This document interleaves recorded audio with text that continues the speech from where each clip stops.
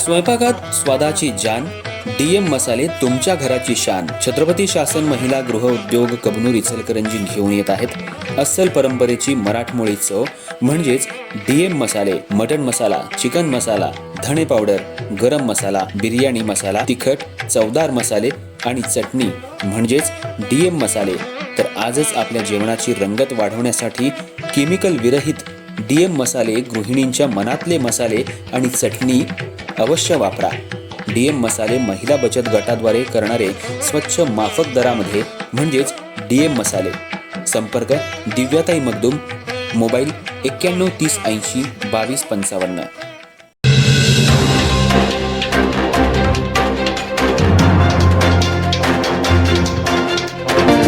इचलकरंजी शहरालगत असलेल्या हातकणंगलेमध्ये अनैतिक व्यापार विरोधी कारवाई करत पोलिसांनी वेश्या व्यवसाय चालवणाऱ्या टोळीवर छापा टाकून 2 जणांविरोधात हातकणंगले पोलीस ठाण्यात गुन्हा दाखल केला आहे आणि त्यांच्याकडून 72,000 रुपये किमतीचा मुद्देमालही जप्त केलाय.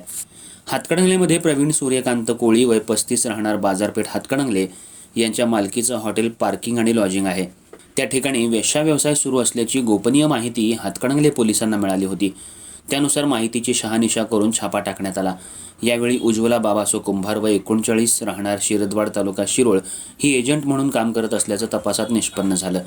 त्यानुसार दोघांना ताब्यात घेऊन त्यांच्याकडे अधिक चौकशी केली असता लॉजिंगचे मालक प्रवीण कोळी आणि एजंट उज्ज्वला कुंभार हे दोघे संगनमत करून गरीब आणि असहाय्य महिलांचा गैरफायदा घेत स्वतःच्या आर्थिक फायद्यासाठी वेश्या व्यवसाय चालवत असून महिलांना पैशांचं आमिष दाखवून आर्थिक लाभ मिळवून देण्याचं आमिष दाखवून आपल्या ताब्यात ठेवत असल्याचं आढळून आलं. दरम्यान लॉजिंगमध्ये येणाऱ्या प्रत्येक ग्राहकाकडून प्रत्येकी 1,500 रुपये घेऊन त्यापैकी केवळ 700 रुपये पीडित महिलेला देऊन उर्वरित रक्कम संशयित आरोपी स्वतःकडे ठेवत असल्याचं तपासात उघड झालं.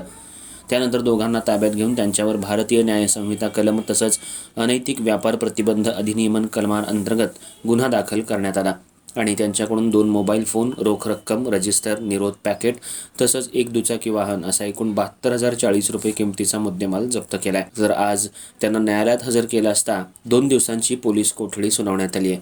या प्रकरणी पुढील तपास हातकणंगले पोलीस ठाण्याचे पोलीस निरीक्षक शरद मेमाणे यांच्या मार्गदर्शनाखाली सुरू आहे.